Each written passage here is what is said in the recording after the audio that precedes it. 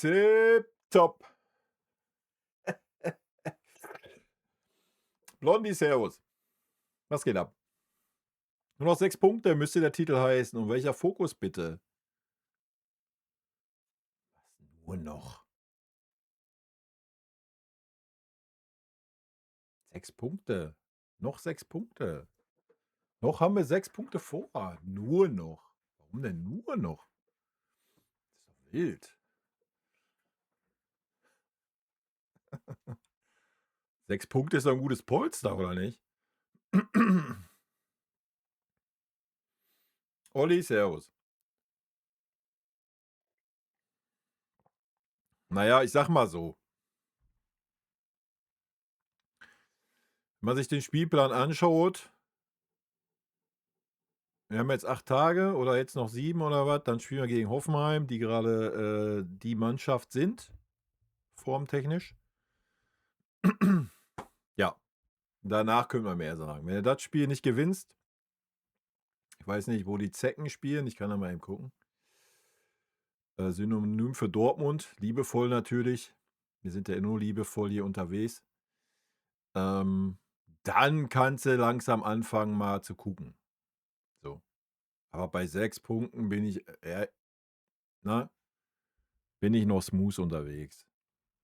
Also, wie gesagt, ich gehe nicht davon aus, dass die Dortmunder irgendwie in der Rückrunde durch die Bundesliga marschieren werden. Ja, so, das gehört halt auch zur Wahrheit. Ich meine, jetzt gegen Heidenheim zu Hause 3:2 zeugt jetzt auch nicht davon, dass das gerade eine Übermannschaft ist. Ja.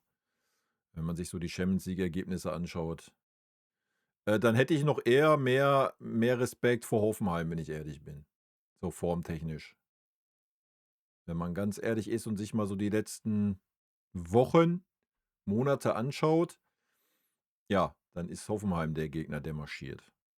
So, wie weit die stabil sind oder nicht, können wir am Montag auf die Probe stellen, denke ich, oder? Ja. So. Dortmunder spielen in Wolfsburg. Ja. Haben wir das auch mal geklärt. Dann gibt es auch keine Ausreden mehr für uns. Es sind wieder alle fit. Conny Leimer ist auch im Lauftraining, so wie ich das gehört hatte. Also gibt es dann auch keine Ausreden mehr auf den Außenverteidigerpositionen oder sonst was. Es gibt keine Ausrede von wegen Pause. So, wir haben 8 Tage Pause bis zum Spiel am Sonntag und dann können wir mal gucken, was Phase ist. So. Ja. Bis dahin bin ich noch relativ relaxed. Sollte man da natürlich sehen, so, jo, es reicht nicht gerade irgendwie, dann können wir dann das Fass gerne aufmachen. Aber vorher bin ich noch relativ relaxed. Trotz nur noch 6 Punkten Vorsprung. Ja. Ich meine, ich kann auch mal ganz kurz, warte mal. Bevor ich jetzt Scheiße laber, gucke ich mal lieber ihm nach. Und uns hier nicht blamieren. Wa? Aber ich glaube, Dortmund hatte jetzt auch noch nicht so die Kanonen, oder? Ich meine, wir auch nicht, wenn wir ehrlich sind. Ja, bei Union Berlin ist schon ein schwieriges Spiel. Das haben sie schon hinter sich in der Rückrunde. Das stimmt.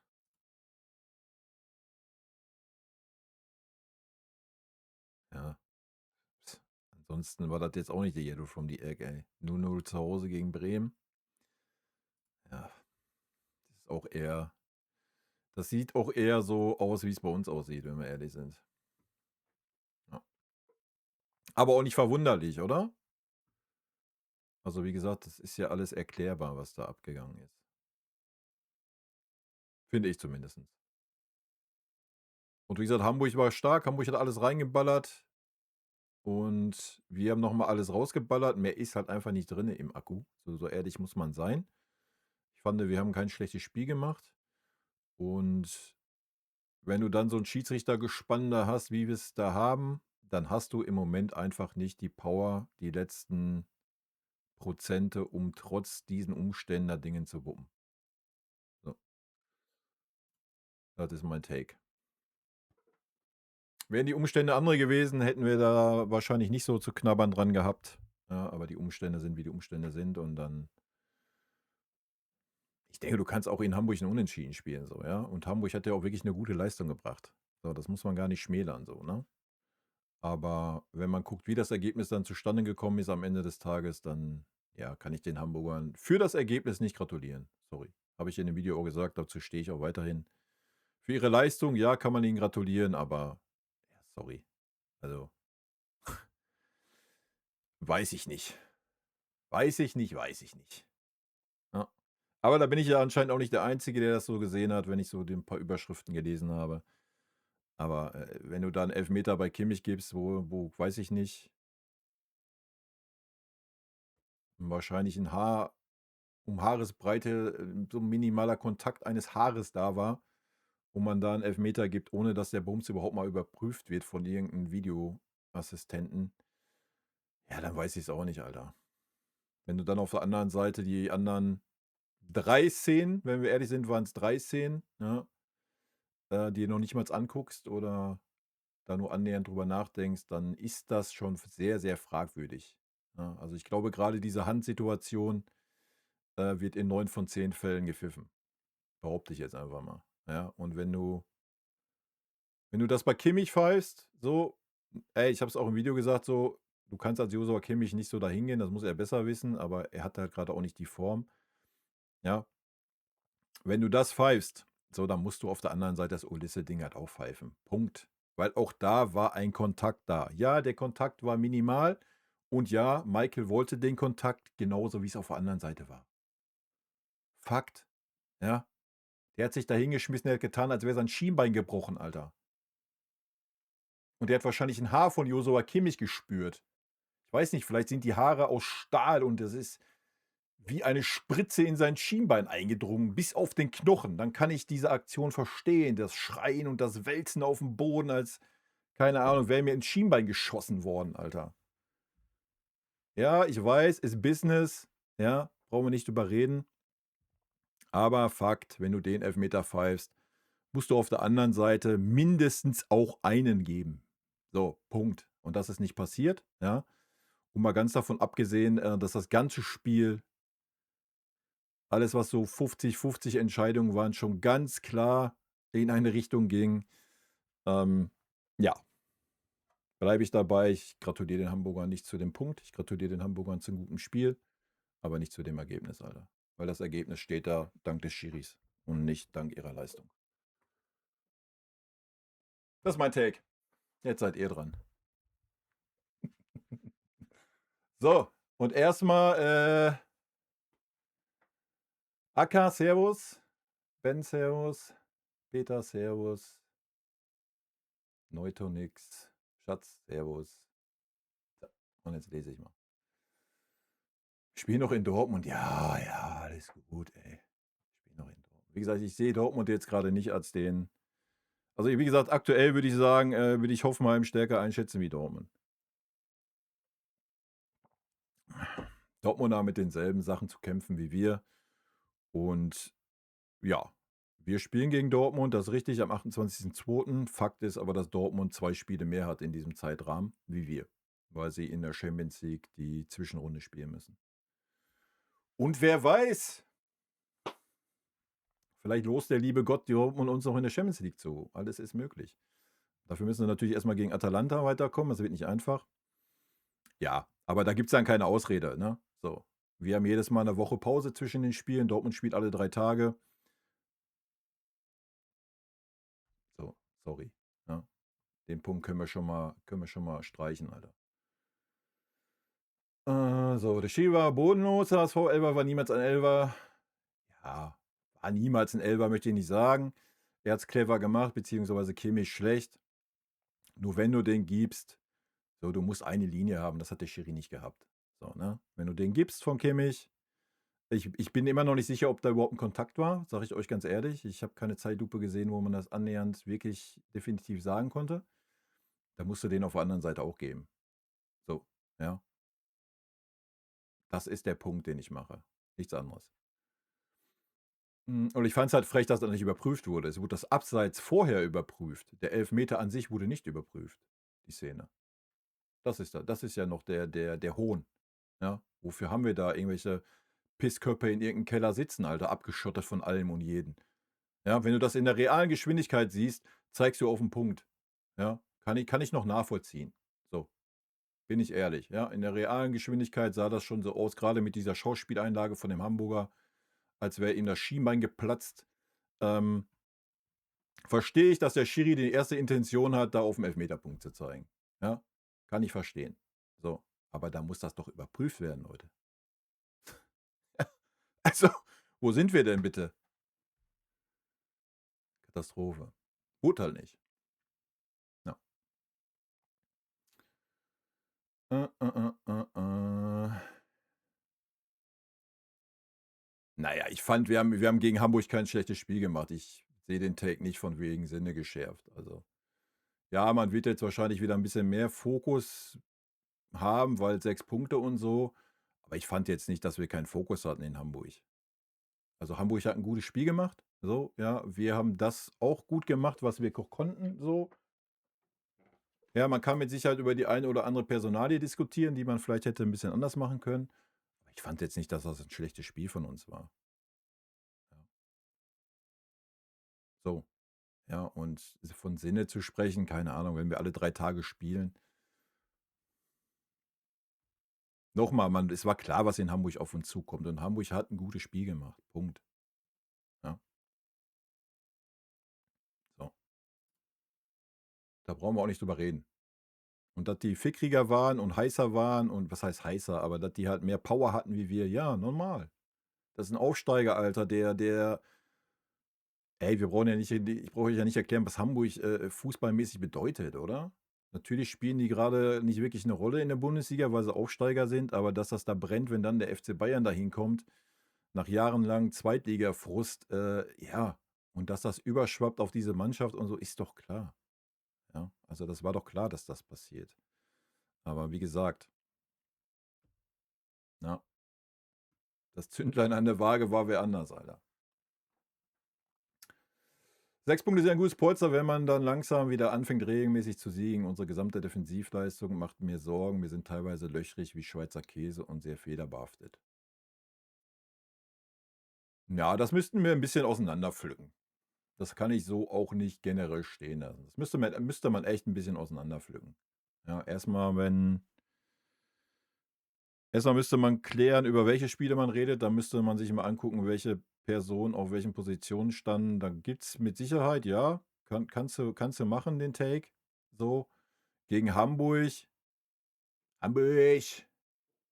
Ja, weiß ich nicht. Du hast 'n Elfmeter-Gegentor gekriegt. Das zweite Tor war 'ne gute, starke Einzelaktion. Da sah Stunny nicht gut aus. In der Mitte sah 'n Davis nicht gut aus und 'n Gnabry, die da irgendwie beide zum Kopfball gehen. Weiß ich auch nicht, was das soll. Da kannst du natürlich drüber reden, dass da nicht unterstützt wurde beim Stunny, entweder von Olisse, glaube ich, der aufm Feld war, oder dass 'n Upper nicht rausgegangen ist. So, das Fass kannst du aufmachen. Ja, also, hier fand ich unsere Defensivleistung im Spiel vorher schlechter wie gegen Hamburg eigentlich.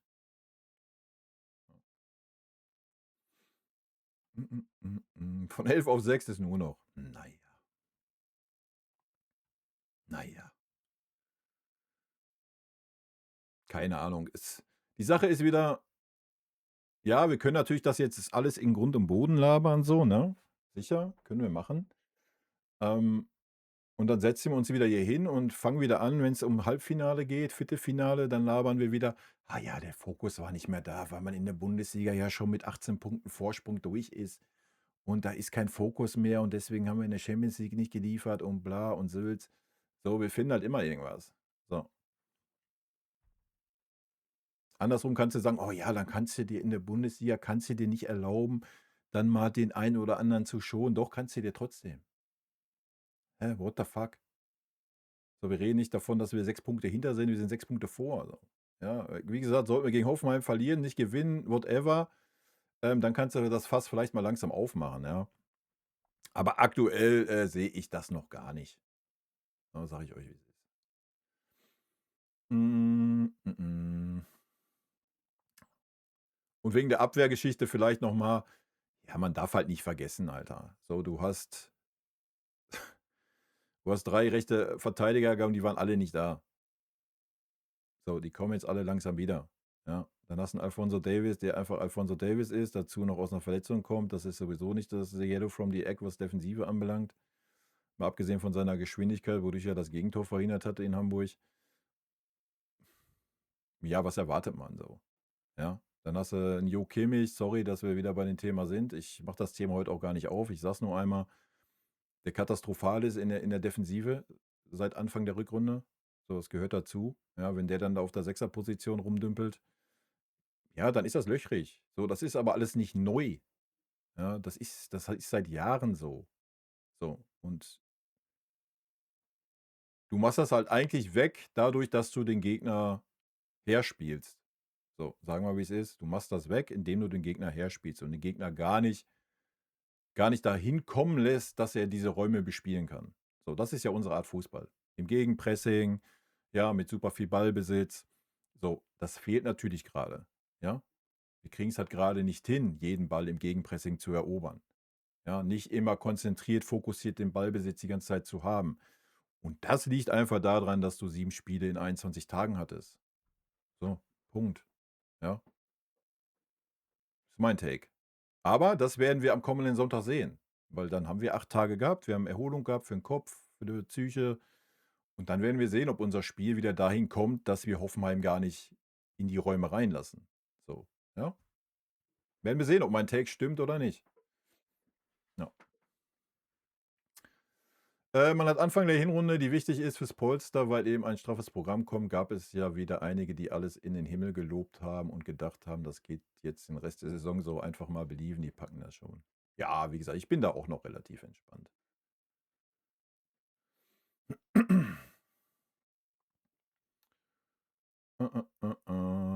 Ja, wie gesagt, ich habe ja meine Meinung gerade gesagt zu dieser Schiedsrichtergeschichte, ne? Also, wenn du den einen gibst, musst du auf der anderen Seite mindestens auch einen von diesen 3 Szenen geben. So, ja, ganz einfache Kiste. Wenn nicht sogar 2 meiner Meinung nach, aber gut. Wir wollen uns da jetzt nicht zu lange hochziehen, ja? Kann der HSV ja auch nix für. So, noch mal, der HSV hat 'n super Spiel gemacht für das, was sie können, ja? Das muss man anerkennen. Da bleibe ich auch bei, aber nichtsdestotrotz muss ich das Ergebnis dann nicht anerkennen. Ich meine, klar, wir müssen es anerkennen, man kann sich ändern, aber ich muss nicht sagen, so hat der HSV sich verdient, wenn es durch so komische Entscheidungen zustande kommt. Wo das sich von der sportlichen Leistung natürlich schon verdient hat, aber die Umstände, wie das Ergebnis zustande kommt, sind schon wild. Ich finde es ein bisschen schwach, allgemein, nicht dich, alles auf den Schiri zu schieben. Unsere Leistung war wieder wie gegen Augsburg nicht gut genug, um zu gewinnen. Wir müssen uns auf unsere Leistung fokussieren, keine Ausreden suchen. Ne, das sehe ich anders. Da sind wir nicht einer Meinung, Blondie. Ich schiebe nicht alles auf den Schiedsrichter so, natürlich nicht, aber ich habe es ja gerade schon versucht zu erklären. Du hast das 7. Spiel, Alter, in 21 Tagen. Die Mannschaft hat das rausgepumpt, was rauszupumpen war, das hat man gesehen. So, ja. Vielleicht mal von Serge Gnabry abgesehen, der ab und wann einfach seinen Astralkörper, nicht bewegen wollte, glaube ich, kannst du keinem vorwerfen, dass keiner wollte. Ja, die haben sich alle reingehauen, die haben alle rausgepumpt, was ging. So, und dann ist einfach von der Leistungsfähigkeit her am Ende dieser 21 Tage das möglich, was wir gesehen haben. Und das war nicht schlecht, wenn du mal guckst, wie gut der HSV war. So, ja? Und ja, dann, wenn du dann noch gegen den Schiedsrichter spielst, dann kommt dieses Ergebnis zustande. Sonst wäre dieses Ergebnis nicht zustande gekommen. Das ist mein Point. Ja. So, und da braucht man sich nicht hinstellen und sagen jetzt, ja, wir haben das jetzt, hätten wir trotzdem irgendwie 4-2 ja, wenn wir der FC Bayern wären, der nicht alle 3 Tage spielt und am Ende von 21 Tagen wäre, würde das keine Rolle spielen. Dann hätten wir den HSV trotzdem noch 2 mehr eingeschenkt. Ja, sind wir aber nun mal nicht. Und deswegen spielt es eine Rolle. So, das ist der Take, ja? Und da kann man sich nicht hier hinstellen und sagen: „Ja, hätte Bayern aber trotzdem machen.“ Ne, eben halt nicht. So, ja, das hat man doch gesehen. So, du kannst doch nicht sagen, die Mannschaft hat absichtlich schlecht gespielt oder die Mannschaft wollte nicht oder sonst was. Doch, sie wollte, ja? So. Und wenn du da mal siehst, wie ein Harry Kane das ganze Spiel gehadert hat, daran siehst du das doch auch schon, ja? Dass auch die Spieler wissen: „Ey, Alter, wenn der Schiri auch noch gegen uns ist, dann packen wir das halt einfach nicht mehr." So, ja? Es ist immer einfach zu sagen: „Ja, der FC Bayern hat die Qualität und muss halt dann unabhängig vom Schiedsrichter." Ne, wir haben 'n gutes Spiel gemacht. Wir haben 'n ordentliches Spiel gemacht. Für das, was drin war im Tank, haben wir 'n ordentliches Spiel gemacht. So, das ist mein Take. Und wenn du dann 'n Schiedsrichter hast, der dir 3 Elfmeter verwehrt und auf der anderen Seite 'n Elfmeter gibt, ja, sorry, Alter. So, dann ist das langsam ein bisschen albern zu sagen: „Ja, muss der FC Bayern aber dann trotzdem wuppen." What the fuck, Alter? Da habe ich noch nicht mal die beiden Pfosten und Latte dazugenommen. So, wo du halt einfach auch nicht das Quäntchen Glück hattest, weil, ja, vielleicht die Konzentration nicht da ist, wie es da sein kann am Ende, nach 7 Spielen alle 3 Tage, ja? Und dann ist das 'n Faktor. Fertig. Ja, das darf am Sonntag kein Faktor sein. Du hast 8 Tage, so, bäm, so, ja, da gehe ich mit. So, dann darf das kein Faktor sein, ja? Aber am Ende dieser Reise ist das einfach 'n Faktor und den kann man nicht wegdiskutieren. Natürlich kannst du jetzt sagen: „Oh ja, der FC Bayern hat trotzdem, der Harry Kane hat 'n Marktwert so viel wie der ganze HSV hat, muss der FC Bayern trotzdem irgendwie, gewinnen." Ja, ne, das ist Fußball, Alter. Ja, dann brauchen wir keinen Fußball mehr spielen. Dann gucken wir die Tabelle, sagen: „Ja, Marktwert, Bayern Meister, Dortmund Zweiter." Ich weiß nicht genau, wie's danach aussieht. Stuttgart, Frankfurt, Leverkusen Leverkusen Dritter noch, Frankfurt Vierter mit Stuttgart zusammen. Ähm, Was weiß ich, wer so rumdümpelt.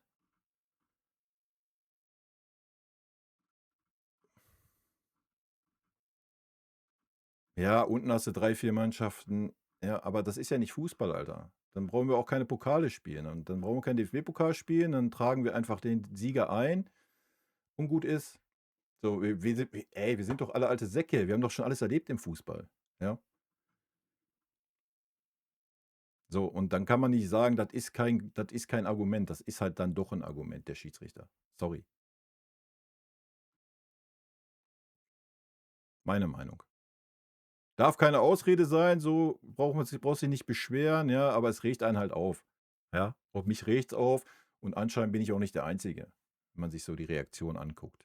Und ja, da kann man sich dann auch mal dran hochziehen, weil wir reden ja auch nicht davon, dass es eine Fehlentscheidung war, ja? Dann könntest du ja noch sagen: „Alles klar." Ne, es waren 4 Fehlentscheidungen und alle 4 waren gegen uns, wenn wir nur mal die Elfmeterszenen nehmen. Oder wegen mir, kommen Sie mir großzügig, gehen wir auf 3 runter. Ey, und dann ist es schon 'n Faktor. Ja, das muss man mal ganz klar sagen. Wir reden nicht davon, dass es gab mal einen Elfmeter, der nicht gerechtfertigt war für den HSV. Ne, wir reden auch noch über 2, die uns nicht gegeben wurden. Und dann ist es einfach 'n Faktor. Und den kann man auch nicht wegdiskutieren. Können darüber reden, ob man sich jetzt daran hochziehen muss. Muss man wahrscheinlich nicht. Ich tue es trotzdem, weil es mich einfach triggert, Alter. Ja,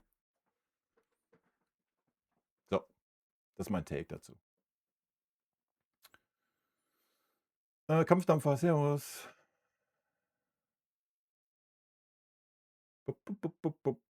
Na ja, das DFB-Pokalspiel, warte, wann ist Champions League? Champions League.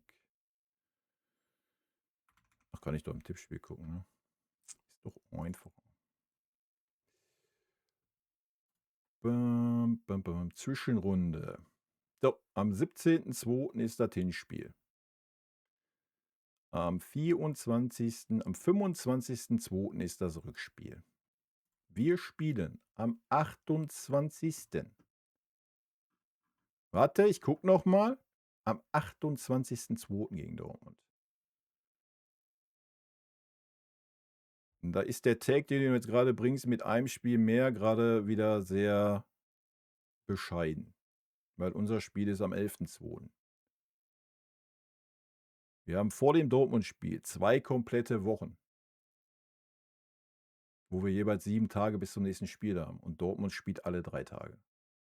Da spielt das Pokalspiel, was jetzt 'ne Woche vorher noch stattfindet, gar keine Rolle. Ja, also Geht ja nicht um die Anzahl der Spiele, sondern um die Spiele, die man in dem Zeitraum davor hat. Ja. Haben wir ja letzte Saison gesehen. Oder nicht? Gegen Inter. Was das für ein Faktor ist.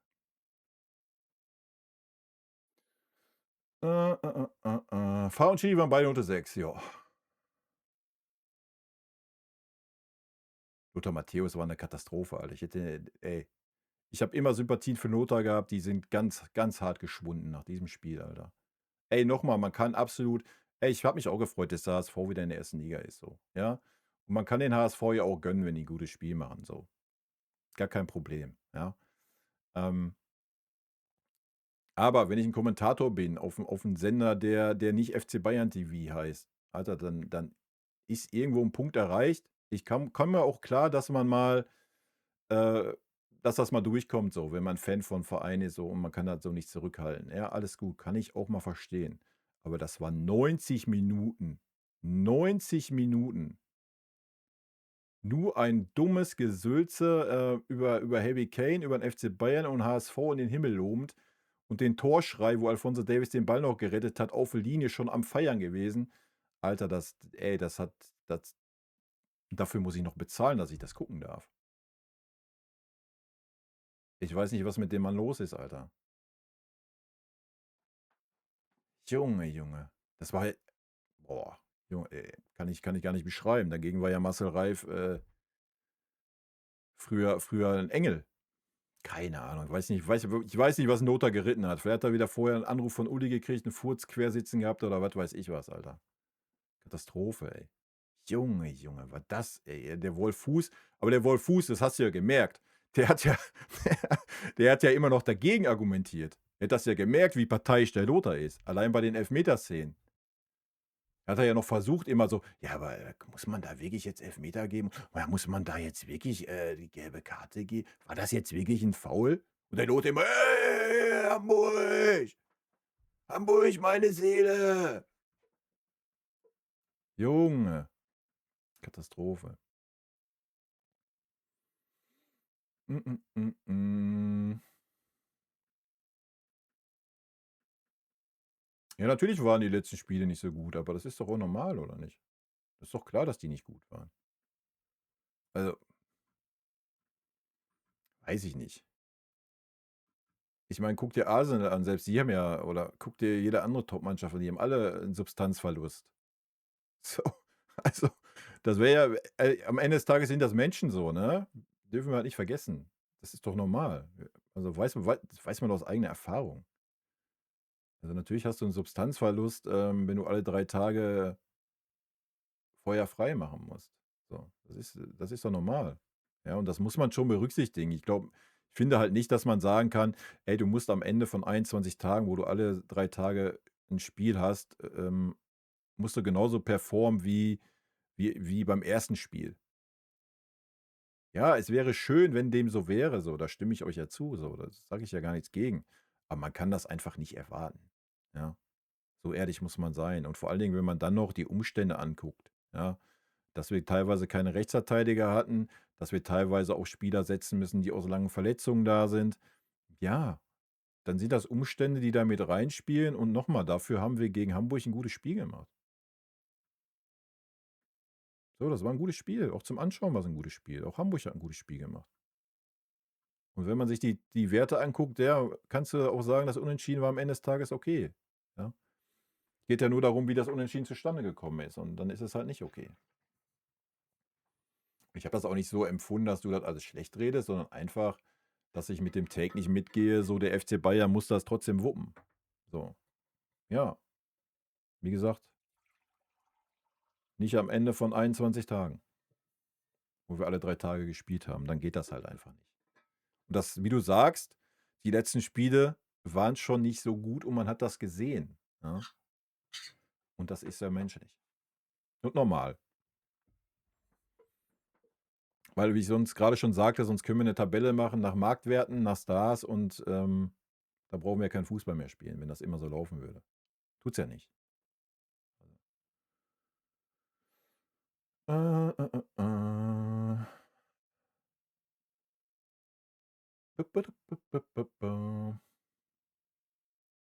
Ja, natürlich kann man das. Ach, doch nicht. Ich sage ja auch gar nicht, dass man es nicht kritisch sehen kann.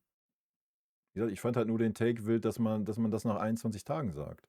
So, da gehe ich halt nicht mit. Das ist das Einzige. So, ich gehe ja mit, dass die Spiele schlecht waren. Also, was heißt schlecht? Also, ich fand es gegen Hamburg jetzt nicht so schlecht. Dass nicht so stark war oder so konsequent wie die Spiele davor. Ja, hey, sorry, dass ich das wieder bringen muss, aber guck dir allein Kimmich an. Vergleich die Form in der Hinrunde, vergleich die Form in der Rückrunde. So, daran siehst du doch schon, ja? So, das ist halt so. Das sind alles Faktoren, die da reinspielen, ne? Und natürlich kann man das kritisch sehen, gar keine Frage, aber ich denke, man muss auch ein gewisses Verständnis dafür haben oder das zumindestens mit berücksichtigen, so, weißt du? Also nochmal, wenn man am 7. Spiel ist, nach 21 Tagen, finde ich, sollte man das berücksichtigen, dass man an diesem Zeitpunkt ist. Ja, und dass der Gegner an einem ganz anderen Zeitpunkt ist. Finde ich schon. Und dann kann man ein paar Sachen halt erklären. Und nochmal, da wiederhole ich mich zum 100. Mal, dann sind halt 3 Fehlentscheidungen in einem Spiel gegen einen, ja, die entscheidend sein können, halt schon eine Bürde. So. Viper, Servus, Mahlzeit. Es gibt beim Opa keine Entscheidung. Das ist dummes Gelaber, wie es beim Davis das dumme Gelaber war. Der Verein wird die 20 Millionen zahlen, die ein Opa haben möchte, und gut ist. Der Uli reißt die Fresse wieder auf, weil der Uli immer die Fresse aufreißt. Und am Ende macht er die Tasche auf und sagt, komm hier, Opa, hast du deine 20 Millionen und ist gut. So, darauf wird es hinauslaufen. Und dann wird der Opa in einem Jahr vielleicht sagen, ach, weißt du was? Ich ziehe jetzt meine Ausstiegsklausel und gehe da und dahin und ziehe mir da nochmal 20 Millionen rein. Dafür, dass ich meine Ausstiegsklausel ziehe. Ja, genau das kann passieren. Genau deswegen möchte der FC Bayern Opa nicht jetzt 20 Mille in die Hand drücken. Weil, ja, die musst du ja dann wieder abziehen von den 65, die du dann bekommst. Dann hast du noch 45. Ob das jetzt Opa alles ist, seine Berater, ganz ehrlich, diese Takes, ja, sage ich auch kurz was zu. Immer diese Takes, ah ja, das ist ja, der Opa setzt sich damit ja nicht auseinander, das machen seine Berater und der macht ja nichts selber. Ähm, Er wechselt ja, wenn dann höchstens mal die Berater. Ja, halt doch die Fresse, Alter. What the fuck? What the fuck? Halt's Maul. Jeder, der so argumentiert, halt die Fresse einfach. Junge, was sind das denn für Argumente? Wenn der Opa sagt, ey, geil, ich fühle mich wohl beim FC Bayern, ja, ich möchte gern hier bleiben, ja, dann wird nicht sein Berater sagen, ey, nee, dies, das, Ananas oder wir gehen. Was ist das für ein Take? Ja, der Opa beschäftigt sich damit gar nicht. Das ist ein ganz nett und der will unbedingt beim Bayern bleiben, aber seine Berater wollen das nicht. What the fuck? Hä? Was ist das denn für ein Take? Den kann man doch nicht ernsthaft meinen. Den kann man doch nicht ernsthaft äußern. Ey, am Ende unterschreibt der Opa da und nicht sein Berater. Nee, der Opa möchte beim FC Bayern bleiben, aber seine Berater ziehen ihn von München weg. Da sagt 'n Uli Hoeneß, Alter, muss er die am Kopf packen. Jetzt mal ernsthaft. Der soll mal nachdenken, bevor die Zähne aufmacht. Junge, ey, das ist halt einfach nur wieder dieses: „Oh ja, komm, wir pudern noch schön das Arschloch von Opa, Alter.“ Soll der FC Bayern doch endlich mal die Fresse aufmachen und endlich mal Tacheles reden. Das entscheiden doch keine Berater, was der Opa möchte. Das entscheidet der Opa. Und wenn der Opa zu seinen Beratern sagt: „Pass mal auf, ich möchte 20 Millionen Handgeld haben, ich möchte 'ne Ausstiegsklausel haben von 65 Millionen und ich möchte gerne im Jahr mindestens 20 Millionen verdienen.“ Lassen wir die Zahlen mal dahingestellt, ob die hundertprozentig stimmen oder nicht. Das spielt grad keine Rolle, ja? Du kannst das gerne auch alles mit 1 € machen. So, das sagt er seinem verkackten Berater und dann geht der verkackte Berater zu unserem Sportvorstand und Sportdirektor und setzt sich da am Tisch und sagt: „Ja, ja, und das und das und das und das möchte ich gerne haben.“ Und sagt der Verein: „Ne, wir machen das so und so und so, weil so und so und so.“ Und dann was macht denn der Berater dann? Was macht der Berater dann? Was macht der dann? Dann geht der wieder zurück zu Opa und sagt: „Pass mal auf, der Verein sagt das und das.“ Und dann sagt der Opa: „Ne, mache ich nicht.“ Oder würde sagen: „Ach ja, ich liebe den FC Bayern so. Ich fühle mich so wohl in München. Ich bleibe doch hier. Und ich nehme die 20 Millionen auch über die nächsten 3 Jahre, anstatt sie sofort zu kriegen. Weil dann wische ich mir den Arsch nur mit 100er-Scheinen ab und nicht mehr mit 500er-Scheinen, wenn ich kacken gehe.“ Junge, Alter, bitte euch. Ist dasselbe Geblubber und Gelaber, wie's beim Alaba war. Mein Gott, die sollen doch alle einfach mal die Eier haben. Ich habe es 100-mal gesagt. Ey, es ist völlig legitim, dass Opa das haben möchte, was er grade fordert. Ey, das ist der Verein selber schuld. Er zahlt einen durchschnittlichen Spieler mit Alphonso Davies genau die gleiche Scheiße. Vor einem Jahr. Genau 1:1 dasselbe. Und dass Opa jetzt sagt: „Das möchte ich auch haben.“ Ja? Ey, das ist legitim. So, Punkt. Ja, da muss man nicht hinstellen und drehen und wenn: „Ja, Opa möchte eigentlich da bleiben, aber ja, er liebt den FC Bayern.“ Junge, es geht um Geld, wie es immer um Geld geht. Punkt. Habt doch einfach mal die Eier dazu zu stehen und nicht irgendwelche Blümchenscheiße von sich zu geben, Alter. Junge, regt mich das auf. Katastrophe. Ja, und entweder sagt der Verein, wie er es getan hat: „Hier, das ist unser Angebot.“ Hey, haben wir bei Alphonso Davies auch getan vor einem Jahr. Könnt ihr euch immer zurückerinnern, wa? Ja, das ziehen wir jetzt zurück, das Angebot. Alter, der Verein macht sich genauso lächerlich wie bei Alphonso Davies. Es wird so kommen, wie ich's gesagt habe. Dem Opa werden alle Wünsche erfüllt werden und ist gut. Ja, ey, und das ist auch fein, aber mach doch da nicht so 'ne Szene raus. Meine Fresse, du hast doch gar keine Argumente auf deiner Seite. Das Leistungsniveau, was der Opa grade hat, der kann doch hingehen, wo er möchte. Wenn der Opa sagt: „Ich möchte nach Liverpool“, dann geht der Berater nach Liverpool, sagt: „Ey, habt ihr Interesse, den Opa zu verpflichten? Wir wollen gerne das an Handgeld haben, das an Jahresgehalt.“ Und dann sagt der FC Liverpool: „Was, das ist alles? Wir brauchen ja gar keine Ablöse zahlen. Komm, kriegst noch mal 10, weil du Netten bist.“ Junge, die haben 95 Millionen für 'n Isak gezahlt. Der was wer ist Isak? You know? Es geht nur um Kohle. Das ist alles. Und ich habe es schon mal gesagt, es gibt keinen Faktor, wie's dahingestellt wird: „Oh, der Opa fühlt sich so wohl in München. Seine Familie fühlt sich so wohl in München.“ Ja, wie ich's grade gesagt habe, dann nehmen die 20 Mille über 3 Jahre und nicht jetzt direkt. So, wenn dem doch alles so wäre und das alles gar keine Rolle spielen würde. Und labert nicht, das entscheidet der Berater. Junge, das entscheidet Opa. So, fertig. That's the point, ja? Und noch mal, sein Verhalten kannst du voll verstehen. Punkt auch, ja? So, da habe ich gar nichts gegen. Aber immer dieses dumme Hingestelle. Ey, der Opa kann sich gerne da hinstellen und kann sagen: „Pass mal auf, ich möchte gerne dieselben Konditionen haben, die letztes Jahr Alphonso Davies bekommen hat, weil ich meine, dass ich mindestens genauso gut bin.“ Und dann hat er seine Beweisführung abgeschlossen. Das kann er öffentlich äußern. 100 Pro. Wer will ihm das krumm nehmen? Ich nicht. Kein anderer Fan kann ihn das krumm nehmen, weil sein Leistungsniveau zweimal so hoch ist wie das von Alphonso Davies, Alter. Da gibt's keine sportlichen Argumente für. Ja, und dann kann der Verein mal gucken. Dann kann der Verein nämlich sagen: „Oh, ja.“ Was will der Verein dann argumentieren? „Ach ne, wir wollen den Opa weniger geben, weil?“ Weil was? Weil er zu gut ist? Mein Gott, nur immer dieses Hinterfotzige, so: „Ja, wir lieben den Verein und bla und der Opa möchte gern da bleiben.“ Und das kommt von Uli Hoeneß, Alter. Das ist doch der Hohn. Uli Hoeneß, der das Geschäft kennt wie kein Zweiter. Also, stellt sich öffentlich hin und sagt: „Ja, der Opa fühlt sich ja wohl in München, der möchte hierbleiben, aber seine Berater treiben ihn weg.“ Hat der was geschnüffelt oder was? Junge, der Verein treibt ihn weg, weil der Durchschnittsspieler die Kohle in den Arsch schiebt und dann anfängt auf einmal zu knausern, weil sie merken: „Oh ja, wir haben ja keine Kohle mehr, weil wir irgendwelchen Durchschnittsspielern die Scheiße in den Arsch schieben.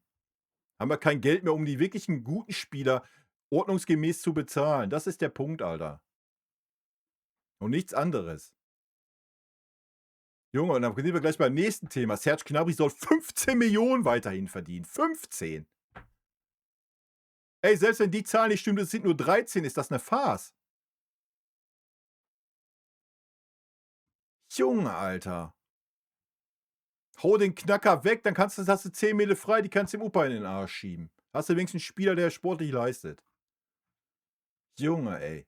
So, damit habe ich auch das Thema fertig. Sollen das Angebot zurückziehen? Ja, seine Rolle nicht übertreiben, ja. Erinnert euch mal an Alphonso Davies, Alter. Und der war der spielt sportlich 'ne Wurst, Alter. Ihr versteht das alle halt nicht. Warum soll der Opa denn sagen: „Ey, ich möchte weniger Geld haben wie Alphonso Davies?“ Jetzt mal ernsthaft. In welchem Universum soll das stattfinden? Das ist doch genauso, wenn ihr auf der Arbeit seid, ihr führt Gehaltsverhandlungen, Alter.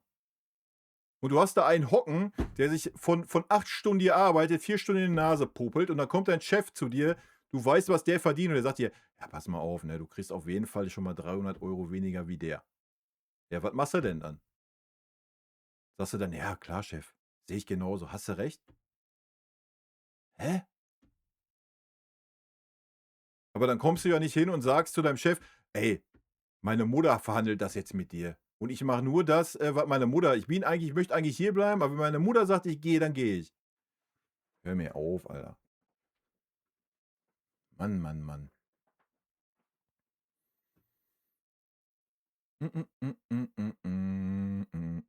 So, ich muss noch meinen anderen Chat aufmachen, sonst kriege ich hier noch einen steifen Nacken, ey. Ist ja wild.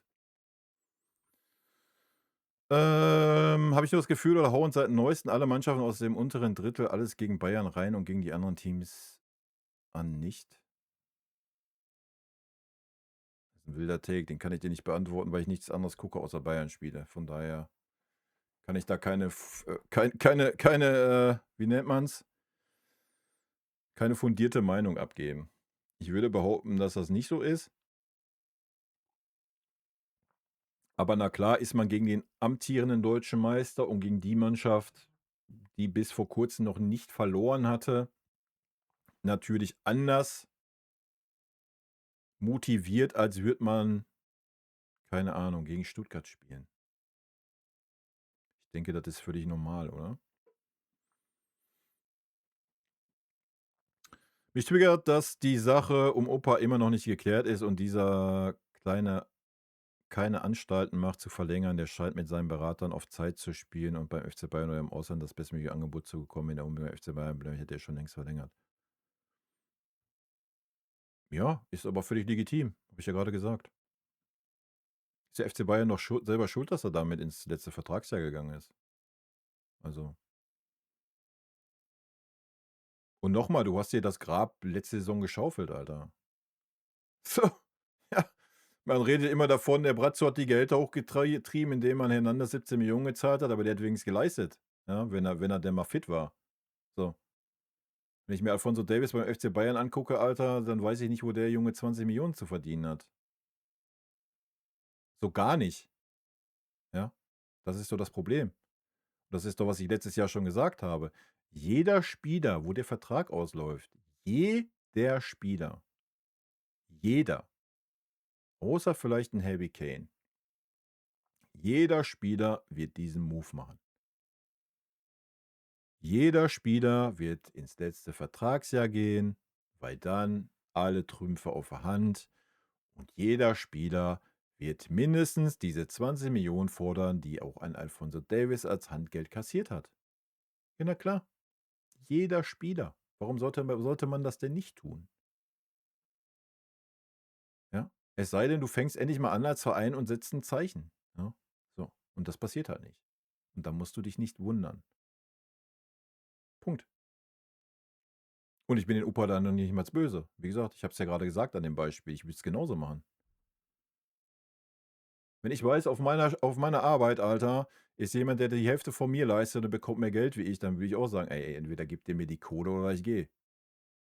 What the fuck? So, würde jeder von euch machen. Ja? Ganz einfach. So. Ja. Ich habe es gesagt, ey, jeder, der von euch heutzutage noch denkt, dass ein Spieler beim FC Bayern spielt, weil es der FC Bayern ist, sorry, Alter, der lebt in der Traumwelt. So, die Zeiten gibt es nicht mehr. Ja. Das ist vielleicht noch bei so einem Pavlo da, der aus der eigenen Jugend kommt oder sonst was, da ist das in den ersten Jahren noch so. Aber ansonsten ist das nicht so. Die sind beim FC Bayern, weil sie die Kohle kriegen, die sie kriegen. Punkt. Ja, ich habe es schon mal gesagt, vielleicht noch die Aussicht auf Titel, garantierte, national, so, ja. Aber ansonsten, nee, die sind da, weil sie die Kohle kriegen. So ist das. Ja, völlig normal. Servus und Moin zusammen. Moin, Servus Flummi. Und Servus HSV, FCB, RBS, DFB, UFB. Mm, mm, mm, mm.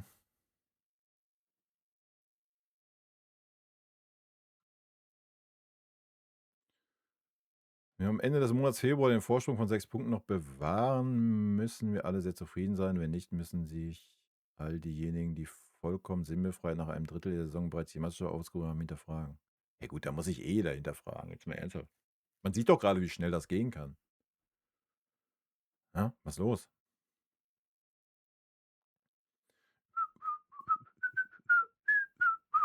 Ohne Nachricht. Prinzipless. Danke für dein Primey. Vielen lieben Dank. Ich muss auch gleich eintragen. Vergesse ich das wieder.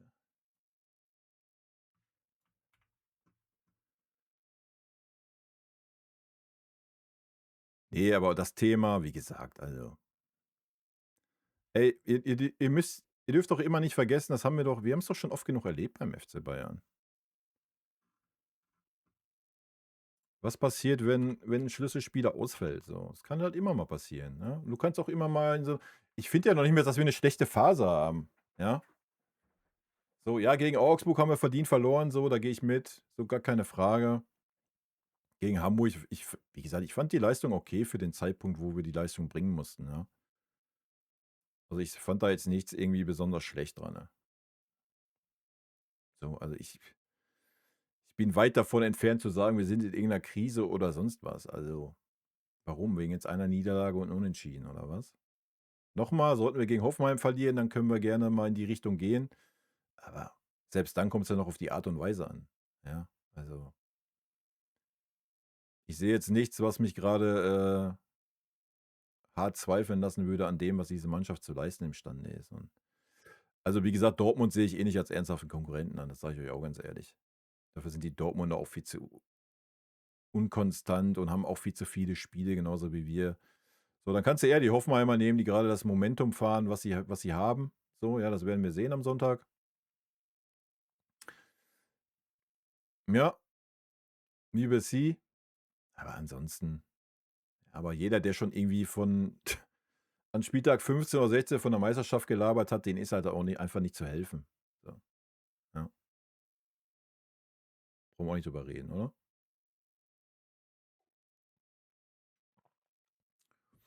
Mm, mm, mm, mm, mm, mm.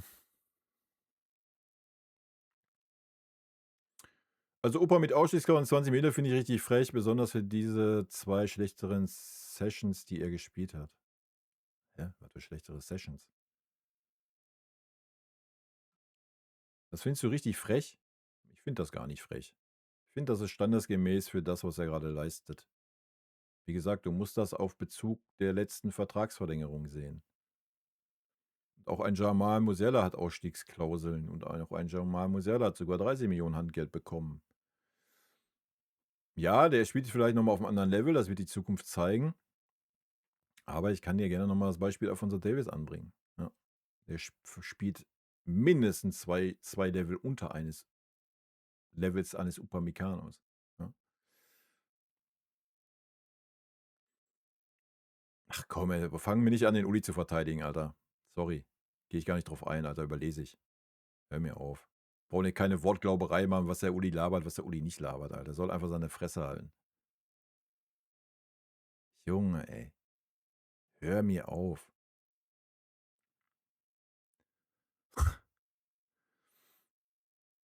Ob er das vermutet oder sonst was, ja, da wenn man nur was vermutet, dann halt doch die Fresse.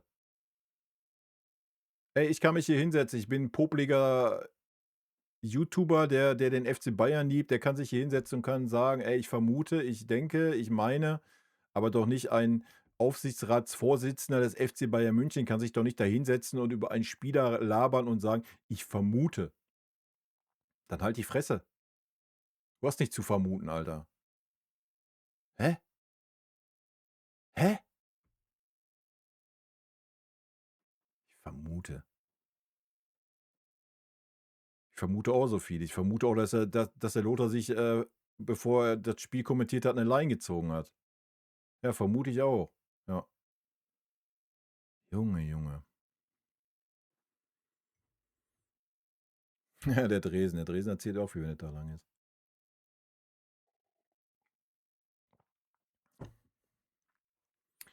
Ja, was soll der FC Bayern denn jetzt machen? So. Dann haut doch mal raus, was der FC Bayern jetzt machen soll im Fall Opa.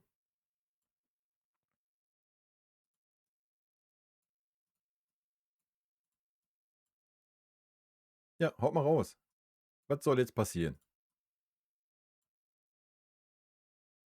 So viele Möglichkeiten gibt's ja nicht, oder?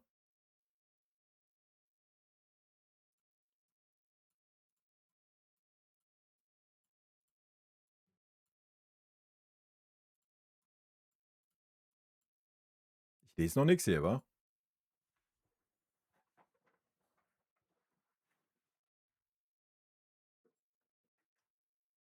Haust also Kapital von, keine Ahnung, was hat der Opa für Marktwert gerade? 60, 65? Also du haust also Kapital von, ja, bleiben wir bei 60. Haust also Kapital von 60 Mille weg. Weil was?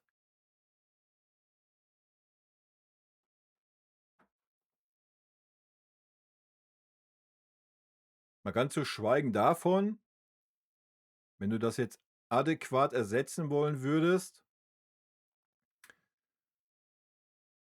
gehen wir jetzt nicht mal, ich mache mal nicht den Take den eigenen rein, den ich schon machen würde. Aber sagen wir mal, wenn wir jetzt nur von Kapital ausgehen, wir hauen 60 Mille weg, müssen dann aber nochmal 60 Mille, auch da bleiben wir mal bei 60, ja, sind wir mal fair, investieren, um wieder das Gleiche zu bekommen. Das heißt, du müsstest 120 Millionen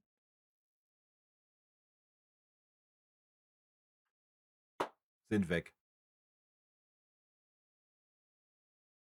Um was jetzt zu machen? Um jetzt auf irgendwas was rumzureiten? Wird doch nicht passieren, Leute. Doch mal, du musst den Take machen, bevor der Spieler ins letzte Vertragsjahr geht. Du hast doch keine Handhabe. Jetzt mal ernsthaft, dem Opa ist das doch scheißegal, was du jetzt als Verein machst. Hast du doch bei Alfonso Davies gesehen. Hä? Der Verein kann jetzt sagen, ja, Opa, das war's, ja. Ja. Dann sagt der Opa, jo, alles klar. Interessiert den das? Nee, der geht ja woanders hin und kriegt wahrscheinlich noch mehr Geld. Hä? Was ist jetzt das Doing? So, du musst das Zeichen vorher setzen. Vorher. You know? Bevor du ins letzte Vertragsjahr gehst, dann musst du ein Zeichen setzen. Du musst intern ankündigen, hier beim FC Bayern geht keiner ins letzte Vertragsjahr. Entweder verlängern wir den Vertrag oder ihr verlasst den Verein, dass wir eine Ablöse generieren. Das musst du kommunizieren.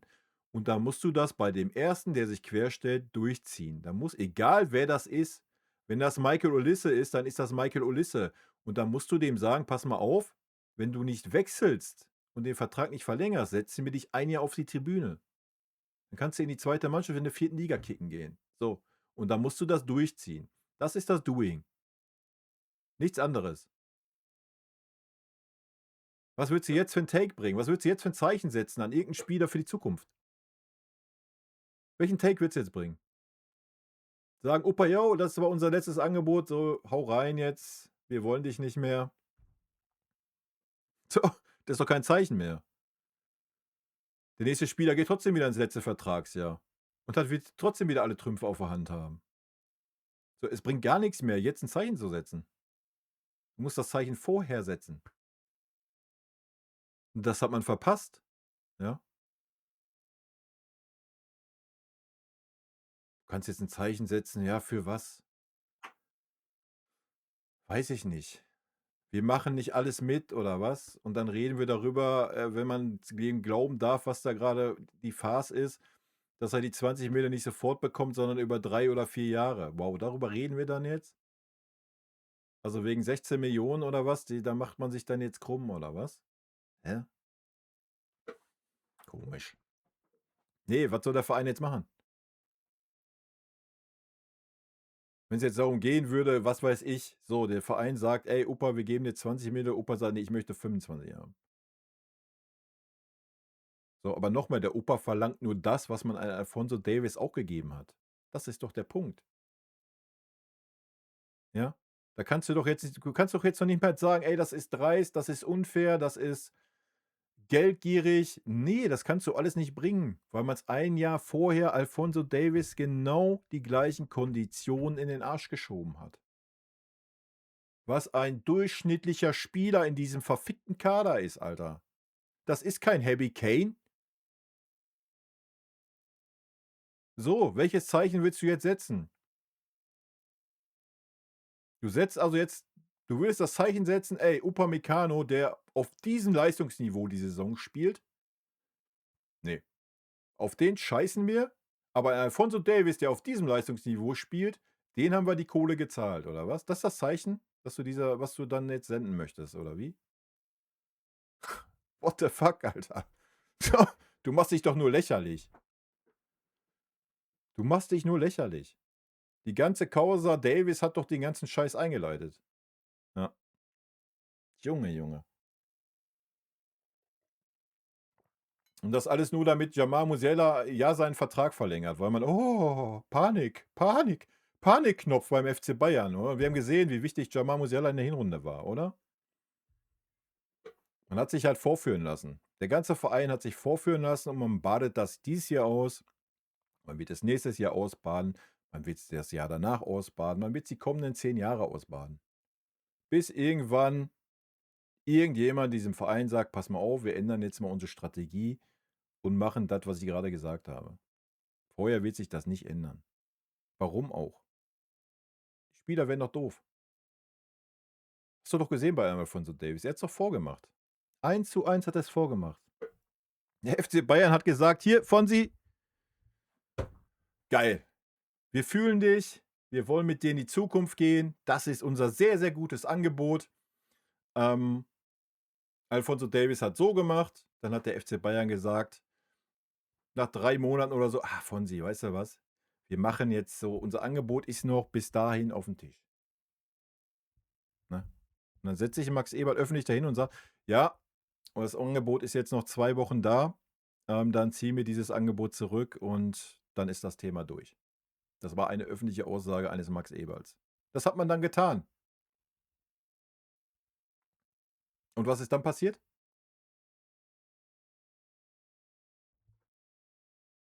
Der Rest ist Geschichte, oder? Ja. Welche Handhabe hat der Verein jetzt? Bei Upamecano. Haut mal raus. Ich bin gespannt.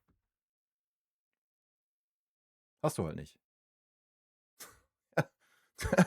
Das weiß ein Max Eberl, das weiß ein Christoph Freund, deswegen sitzen die in jeder PK und schmieren den Opa Honig um Arsch, ja, weil sie keine Handhabe haben, Alter. Sie machen sich doch nur lächerlich.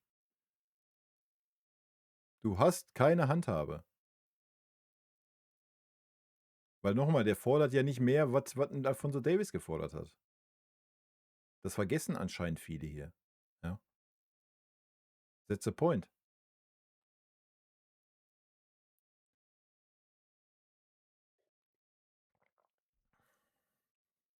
Ja, das ist schon traurig, dass ein Davies in dieser Auflistung steht. Ja? Davies, Musiala, Neuer, Kimmich, Goretzka bekommen alle ein Topgehalt. Ich weiß nicht, wo da ein Harry Kane steht. Den hast du anscheinend vergessen. Aber es ist doch schon traurig, dass ein Alphonso Davies in dieser Auflistung steht. Alter, ein Manuel Neuer hat ja über Jahre und Jahrzehnte geliefert. Ein Kimmich hat auch über Jahre geliefert. Selbst ein Goretzka hat über Jahre geliefert auf super hohem Level. Das habe ich bei einem Alphonso Davies noch nicht gesehen. Sorry. Vielleicht ist das an mir vorbeigegangen, weiß ich nicht. Ein Musiala hat natürlich das Potenzial, ein unendliches Potenzial. Ja? Deswegen hat er das Geld bekommen, was er bekommt. Auch das sehe ich bei einem Alphonso Davies gar nicht. Ja, dass der überhaupt in dieser Auflistung steht, das sagt alles, Alter. Das ist der größte Blender vom Herrn, Alter, dieser Spieler. Man hat sich als Verein da vollkommen lächerlich gemacht. Vollkommen.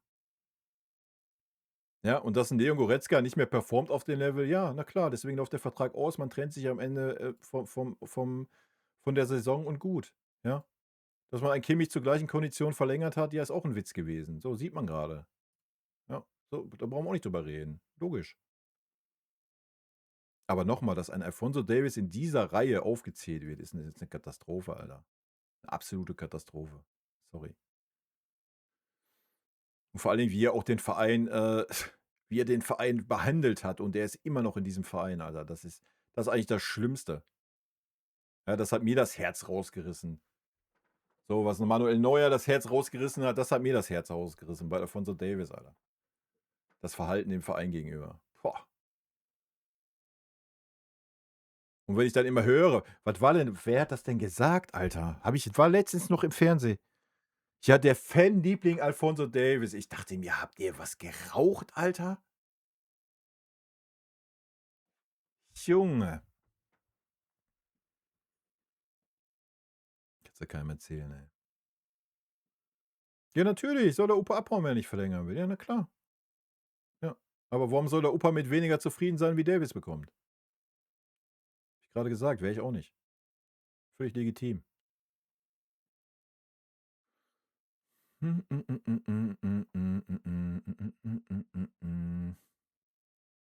Ja, aber wenn doch nicht alle Forderungen erfüllt sind, sagst du doch selber, der soll alle seine Forderungen erfüllt bekommen. Aber wenn das der Fall ist, ist es ja nicht. Wie es nach außen kommuniziert wird, wird es ja nicht. Dann soll er jetzt endlich seine Unterschrift setzen oder gehen. Dieses Hinhalten reicht langsam. Ja. Aber es ist ja nicht alles erfüllt. Habe ich ja gerade erklärt. Wenn man dem natürlich Glauben schenken kann, aber warum sollte ein Opa, wenn alles erfüllt wäre, nicht unterschreiben, wenn er sich doch angeblich so wahnsinnig wohl in München fühlt?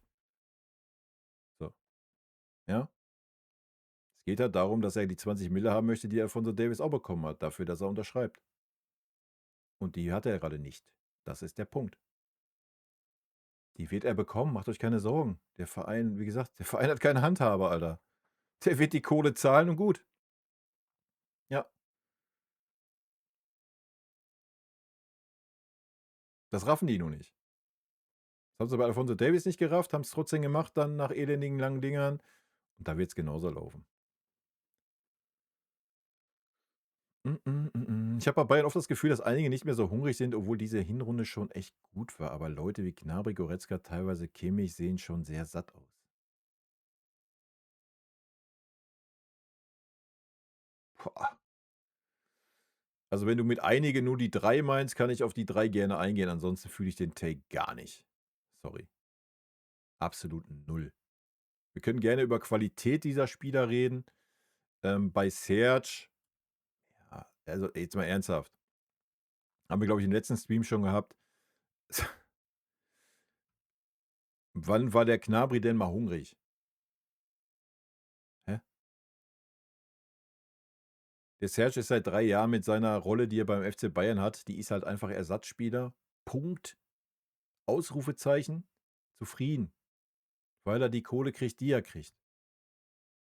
Ich glaube, ein Leon Goretzka hat Hunger, sonst wäre er nicht so zurückgekommen, wie er es getan ist letzte Saison, wo man ihm gesagt hat: „Ey, Leon, wir wollen eigentlich nicht mehr mit dir.“ So, da hat man schon gesehen, dass er möchte. Ein Leon Goretzka passt halt einfach nicht in dieses System, ja? Ganz einfach. Wir spielen kein System, wo 'n Leon Goretzka meiner Meinung nach trumpfen kann, ja? Und Kimmich, ey, du kannst 'n Kimmich viel vorwerfen, wirklich, richtig viel, ja? Also, ich glaube, es gibt auch nichts, was ich dem Kimmich noch nicht vorgeworfen habe, sportlich gesehen. Aber mit Sicherheit nicht, dass der Mensch satt ist. Mit Sicherheit nicht. Das ist genauso 'n Ehrgeizbesessener, wie's damals 'n Oliver Kahn war.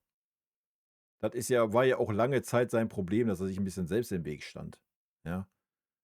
Also, du kannst dem Kimmich echt viel vorwerfen so, ja? Aber dass der satt ist oder nicht mehr hungrig ist, ne, das glaube ich nicht. So, und ansonsten sehe ich keinen in dieser Mannschaft, wo man sagt, der ist satt.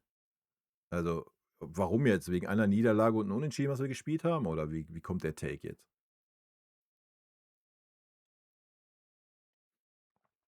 Ne, fühle ich nicht so. Ich bin optimistisch, dass wir gegen Hoffenheim gewinnen. Ach, das weiß ich noch nicht. Habe ich mich noch gar nicht mit auseinandergesetzt so richtig. Ich weiß, dass die Hoffenheimer 'n sehr, sehr guten Lauf haben. Es geht wie immer, Alter. Es geht nur über uns. So, das ist in jedem Spiel so. Jedes Spiel geht über uns. Kriegen wir unsere Stabilität auf 'n Platz, kriegen wir unseren Kopf auf 'n Platz, ja, sind wir fit, geht der Bums nur über uns. Da ist der Gegner ist egal. Der Gegner Arsenal heißt, Hoffenheim oder Tuffalshausen, das spielt keine Rolle. So, dann spielt auch der Schiri keine Rolle, ja? So, dann kannst du auch gerne 2 Fehlentscheidungen mit 2 Elfmetern gegen dich kriegen. Wenn wir fit sind und gallig sind, ja, dann machen wir halt 'n Tor mehr, ja? So. We will see, ob wir das sind oder nicht. Was sie tun müssen, Eier zeigen, was sie machen, klein beigeben, Handgeld zahlen und sich wieder die Butter vom Brot nehmen lassen. Ja, aber das haben sie sich ja selber aufgeschmiert, das Brot. Das ist ja das Ding.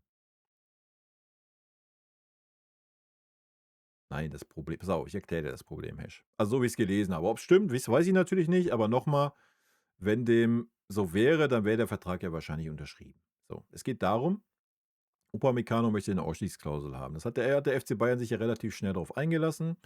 Die beträgt 65 Millionen. So.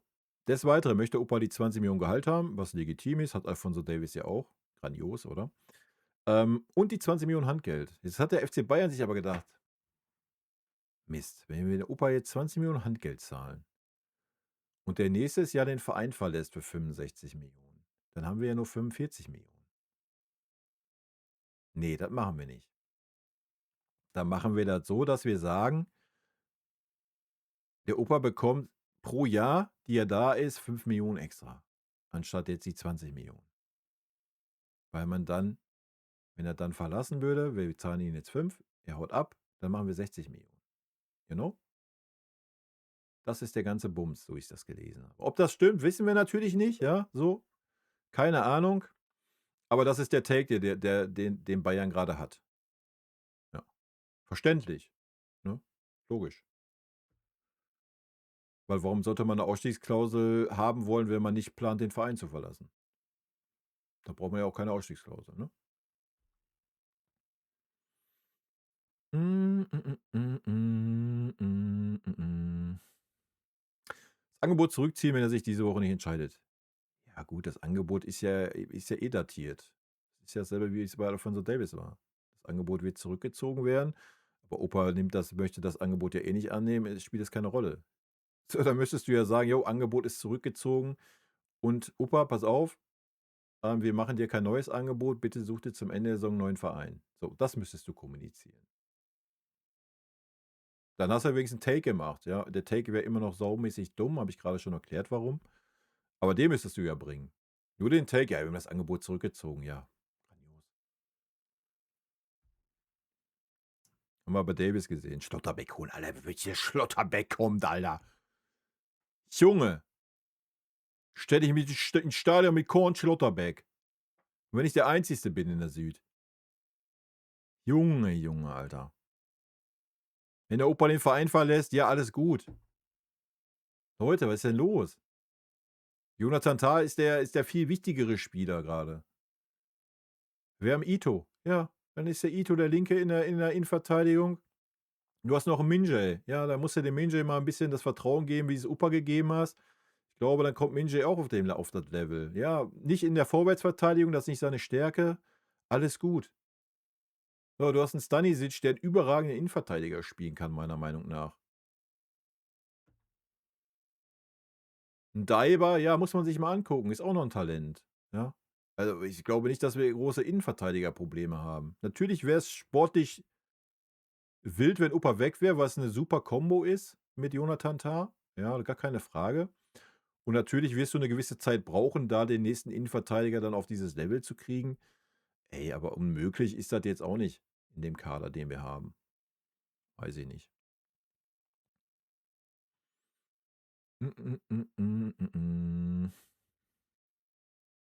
Ja, mit Leroy war genauso peinlich, aber genauso peinlich ist das jetzt mit Serge, Alter. Brüstest dich damit, dass du dem Serge was? 3 Mille wegnimmst im Jahr. Wow, aber hey. Aber immerhin habe ich gelesen, nur 2 Jahre Vertrag angeblich. Hält sich also dann noch in Grenzen, die Katastrophe. Aber hey, ist doch auch okay, oder? Man kann doch auch mal jetzt mal ernsthaft, beim Topverein muss man doch auch mal 15 Mille ruhig für 'n Ersatzspieler zahlen, oder? Warum denn nicht? Ha? Ich meine, guckt euch doch die Leistung an von der liefert doch auch in jedem Spiel, wenn er kommt. Ist doch 'ne Maschine, der Serge. Haben wir doch gesehen, ne? Über die linke Seite, bah, hat der Wirbel gemacht gegen Hamburg. Ich wusste gar nicht, was passiert, Alter. Junge, konnte mich kaum halten auf'm Sessel. Mann, Mann, Mann.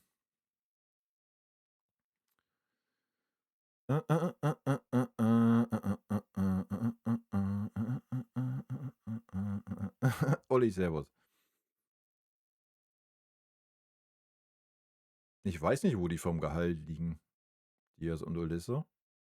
Also, der Diaz hat nicht so viel verdient bei Liverpool, ne? Deswegen ist er ja jetzt beim FC Bayern. Also, ich glaube nicht, dass die schon irgendwie an diese, Serge Gnabry-Geschichte drankommen vom Gehalt. Weil der Schlotterbeck einfach 'n unsympathischer Mensch ist. Also, für mich persönlich. Ihr könnt den ja gut finden oder was, der hat für mich 'ne Ausstrahlung, das der weißt du, es gibt so Fußballer, die kann ich einfach nicht ab. So, das ist so 'n Leroy, das ist so 'n Leroy noch auf 'ne andere Art und Weise, so 'n Großkreuz, auch 'n ganz schwieriger Mensch. Und der Schlotterbeck ist 1:1 dasselbe, Alter. Und ich habe es schon mal gesagt, wer dem FC Bayern einmal 'n Korb gibt und sich dann für Dortmund entscheidet, den brauchst du dann auch nicht mehr holen. Was willst du damit? Hä? Bleib in Dortmund, kannst du weiter die Vizemeisterschaften mitnehmen, kannst in der Champions League im Achtelfinale ausscheiden und ist doch alles gut. Ja, hast du doch richtig was erreicht in deiner Fußballkarriere. Brauchst nicht mehr zum FC Bayern kommen, Alter. Junge, Junge, Alter. Ne, ne, ne, ich kann auf den gerne verzichten. Ja, genau, Olli. Zieht er sich das nächste Handgeld rein. Ah. Jeder ist ersetzbar. Jeder ist ersetzbar als Spieler. Das haben wir doch das beste Beispiel haben wir doch mit Jamal Musiala gesehen diese Saison, oder? So, komm, jetzt mal Hand aufs Herz. Jeder von uns hat gedacht: „Alter, wir werden abkacken. Jamal Musiala ist nicht zu ersetzen.“ So, der Rest ist Geschichte, oder? Also, die Niederlage und die Unentschieden, jetzt mache ich mal 'n ganz bösen, ja? Die kam halt mit Jamal Musiala zustande. Ist jetzt ihm nicht fair gegenüber, so jetzt nicht falsch verstehen, ja? Aber am Ende des Tages ist es die Wahrheit. You know? Also, jeder ist ersetzbar. Da muss man gar kein Drama machen. Sagst du zu Chaves, zu Köln? Was soll ich jetzt dazu sagen?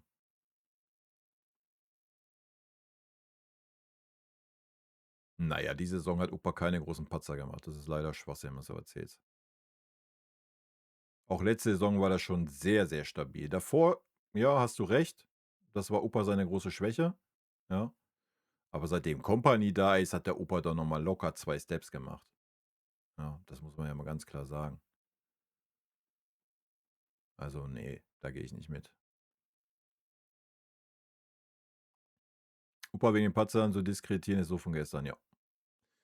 Sehe ich genauso. Glück auf, genau. Äh, äh, äh, äh. Ja, alles gut. Das heißt ja nicht, dass der FC Bayern Schlotterbeck nicht verpflichten darf. Soll er ja gerne machen, so. Ist halt wieder 'n Spieler, den ich nicht ab kann, aber das ist er kann mich ja mit Leistung überzeugen, so. Ich sage ja nur, was meine persönliche Meinung ist. Ich kann den halt einfach vom Typ her nicht ab, so. Das ist alles. Aber ich kann auch Alfonso Davies vom Typ her nicht ab. Ist für mich der absolute Nach der Aktion, wie er sich dem Verein gegenüber verhalten hat, ist der bei mir aber sowas von da unten. Also, da muss ich mich auch mit arrangieren so. Ich habe ja nichts zu sagen. Ja, ich gucke mir das an und bewerte das, versuche das einigermaßen fair zu benoten, ja, was vielleicht nicht immer ganz klappt dann bei Alphonso Davies, weil einfach diese Abneigung, wie man sich dem Verein gegenüber verhalten hat, da mitschwingt. Aber wenn Fonsi gute Leistungen zeigt, dann kriegt er auch eine dementsprechende Note, ja. Aber nichtsdestotrotz ist das für mich ein Abfallmensch. Punkt. Ganz einfach. Mm, mm, mm, mm, mm, mm, mm.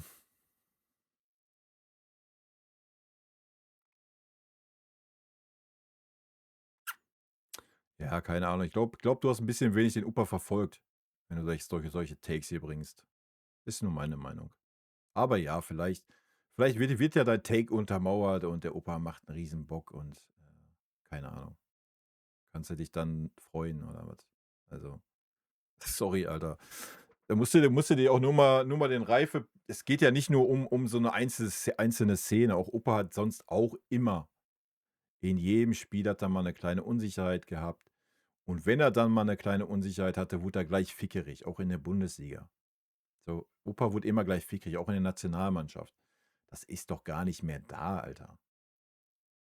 Das existiert doch gar nicht mehr. Opa hat jetzt auch mal 'n schlechten Zweikampf, mal eine schlechte Szene in seinem Spiel. Ist ja normal, der ist 'n Mensch, ja? Aber das poppt ihn halt einfach nicht mehr. Der wird nicht mehr fickerig, nervös oder sonst was. Ja, der hat so viele Steps gemacht unter Kompany, also wirklich. Also, den Take rauszuhauen, boah, das ist schon wild. Das ist wirklich schon wild. Aber auch nur meine Meinung. Vielleicht belehrt mich Opa ja eines Besseren. Hast schon die Kampfansage von Schlotterbock gehört um die Meisterschaft nach dem peinlichen Spiel gegen Heidenheim? Das kann doch niemand ernst nehmen. Ja, 6 Punkte sind 6 Punkte. Soll man dann sagen, wir möchten kein Meister werden jetzt aus Dortmunder Sicht oder was? Hä? Was ist los, Leute? Jetzt mal ernsthaft, wir haben noch 14 Spiele zu spielen. Hä? Das sind 6 Punkte. Wen interessiert denn jetzt, ob das Spiel peinlich war oder nicht gegen Heidenheim? Wen interessiert das? Am Ende zählen die 3 Punkte, die Dortmund geholt hat. Wenn Dortmund am Ende der Saison 1 Punkt vor uns ist, dann bringen uns auch nicht, wenn wir 120 Tore geschossen haben und Dortmund nur 60. Bringt dir auch nichts. So. Hä? Na klar. Ey, ihr wisst alle, ich mag 'n Schlotterbeck nicht, ja, aber das erwarte ich. Du als Borussia Dortmund urplötzlich aus dem Nichts nur noch 6 Punkte hinterm FC Bayern bist, ja, dann erwarte ich, dass sich da jemand hinstellt und die Fresse aufmacht und sagt: „Jetzt aber Attacke, Männer." Hä? Wäre ja traurig, wenn's nicht so wäre, oder? Also, dann bist du bist in der verkehrten Welt, Alter. Man muss doch immer diesen Ehrgeiz haben, oder nicht? Ist doch scheißegal, wie du das Spiel gewonnen hast. So, wen interessiert's am Ende des Tages? Interessiert uns doch auch nicht. Hä?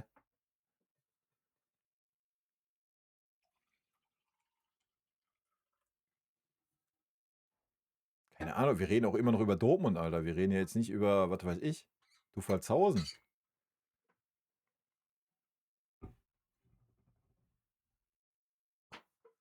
Und außerdem ist das doch sehr positiv für den FC Bayern.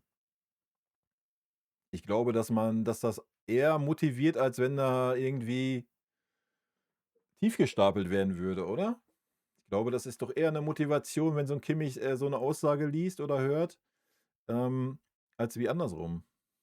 Also, ich sehe da jetzt nix Verwerfliches dran. Wäre ja traurig, wenn man das nicht kommunizieren dürfte. Also, ich glaube, jede Mannschaft spielt in der Bundesliga, um das beste Ergebnis zu erzielen. Und vielleicht denkt man grade: „Komm, wir bauen mal 'n bisschen Druck auf." Ja, die Bayern spielen gegen Hoffenheim, die grade 'n Lauf haben. Ja, wie BSC Sonntag, ja? Keine Ahnung. Wir werden's sehen. Die Wahrheit liegt aufm Platz, hä? Euro ins Phrasenschwein.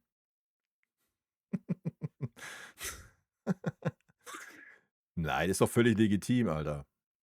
Völlig legitim. Und gehört doch dazu zum Fußball.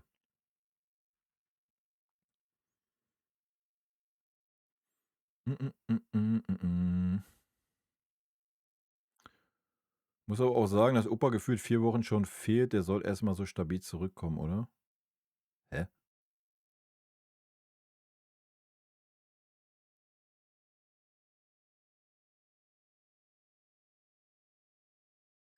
du die letzten Spiele nicht gesehen beim FC Bayern, oder? Ist jetzt 'ne ernst gemeinte Frage. Oder guck dir wenigstens mal die Aufstellung der letzten Spiele an.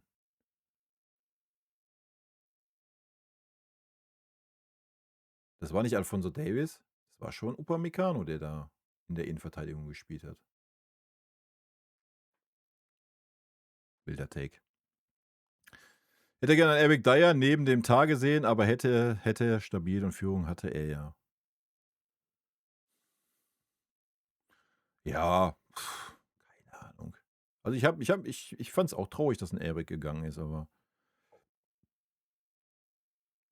kannst ja das Thema Geld noch mal aufmachen. Da war der Verein halt einfach auch 'n bisschen zu geizig, um zu sagen: „Komm, wir zahlen dir doch die 6 Millionen oder 7 Millionen, die er dann wo, Monaco oder was?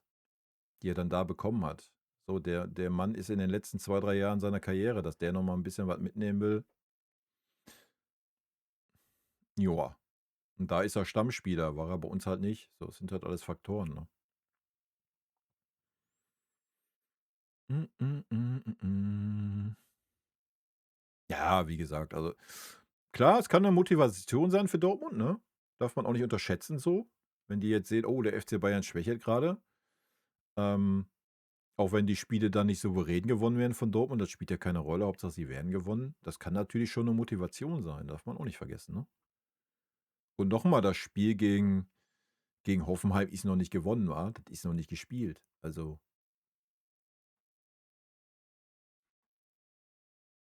warten wir doch mal das Spiel ab und warten wir dann mal das Ergebnis von Dortmund in Wolfsburg ab und dann können wir gerne noch mal 'n Blick drauf werfen. Dann können's schon wieder entweder 9 Punkte sein, es können 7 Punkte sein, es können 3 Punkte sein, es können 5 Punkte sein. Wir werden es erleben. Dann können wir doch mal wieder irgendwelche Aussagen einordnen.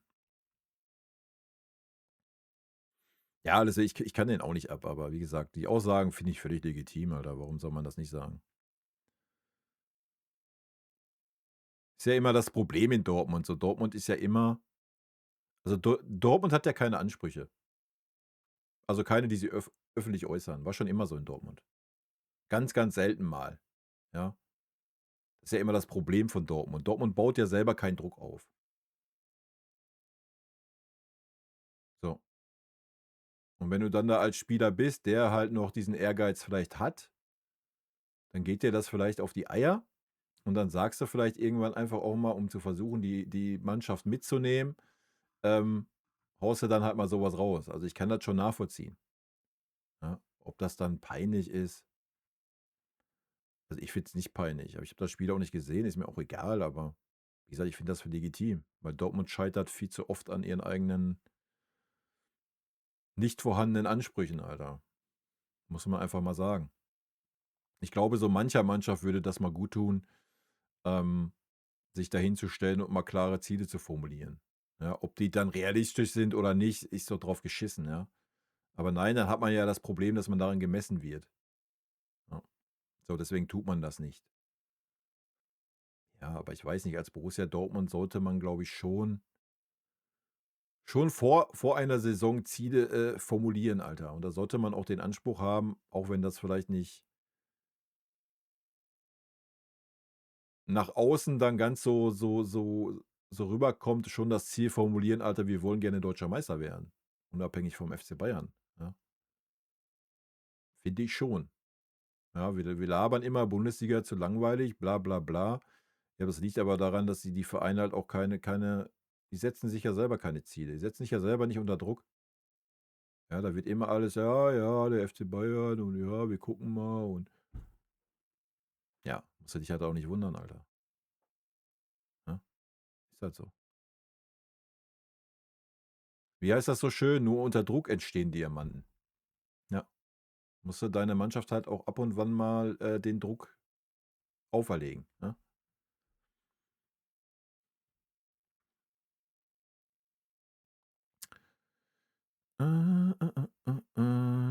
Ja, also, wie gesagt, ich habe da keinen Zweifel dran, ob das jetzt schon stimmt oder nicht.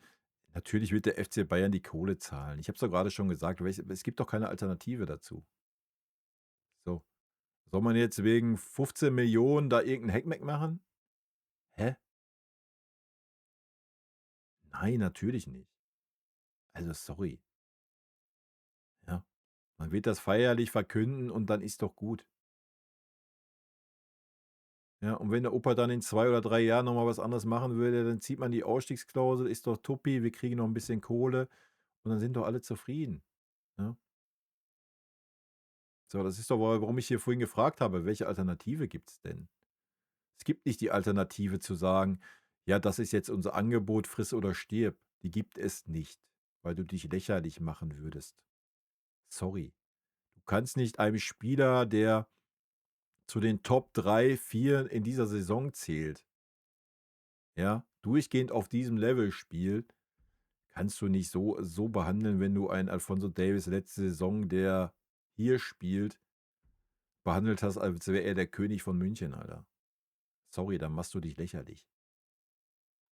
Ja, noch mal wichtig ist für die Zukunft, ja, für die Zukunft, man muss es endlich mal hinkriegen, mit Spielern, die noch eine Rolle spielen sollen beim FC Bayern, nicht in das letzte Vertragsjahr zu gehen. Du kannst ja mit so 'nem Goretzka, mit so 'nem Ziyech, ja, drauf geschissen, Alter. Das sind Spieler, die interessieren dich ja nicht mehr sportlich.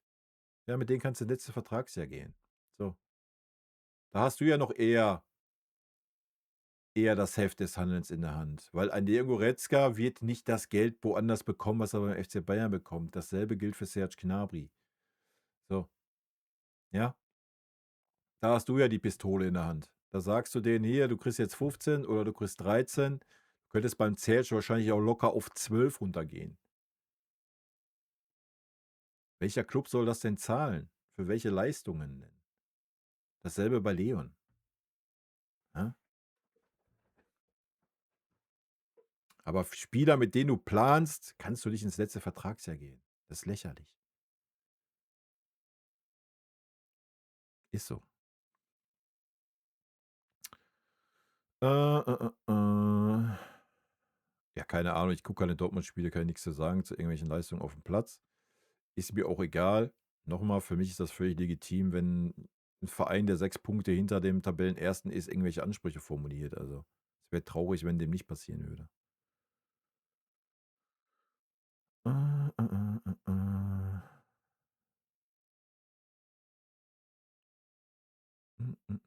Mm. Ne, Opa hat davor auch schon gespielt, über 60 Minuten. Und das sehr, sehr gut nach seiner Verletzung, die er hatte, wo er 2 Wochen raus war. Das ist vollkommen richtig, ja. Und natürlich, es geht immer darum, dass Spieler richtig fit werden und ja. Wenn du aber, wie wir schon sagten, alle 3 Tage spielst, dann musst du halt auch gucken, dass du Spieler aufm Feld hast, die noch einigermaßen frisch sind. Jetzt haben wir 8 Tage, dann haben wir noch mal 'ne englische Woche und dann haben wir 2 Wochen, wo wir jeweils 7 Tage Pause haben zwischen den Spielen. Also, da kann sich alles einrenken, ne? Mm. Exklusive News. Habe ich keinen Sound für.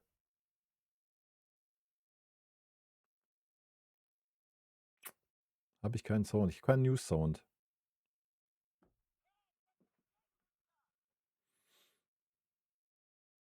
Exklusiv.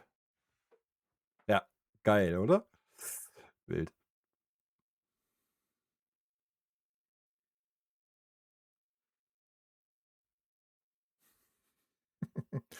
Also, ich habe da fest mit gerechnet. Wie gesagt, man muss halt die Option erfüllen und ja, ist halt so. Und wie gesagt, ich wiederhole mich nur, ich habe es vorhin schon erzählt. Gut, wir sind bei 1,5 Stunden. Ich muss noch Top 10 machen, das machen wir jetzt. Haben wir die Themen durch soweit.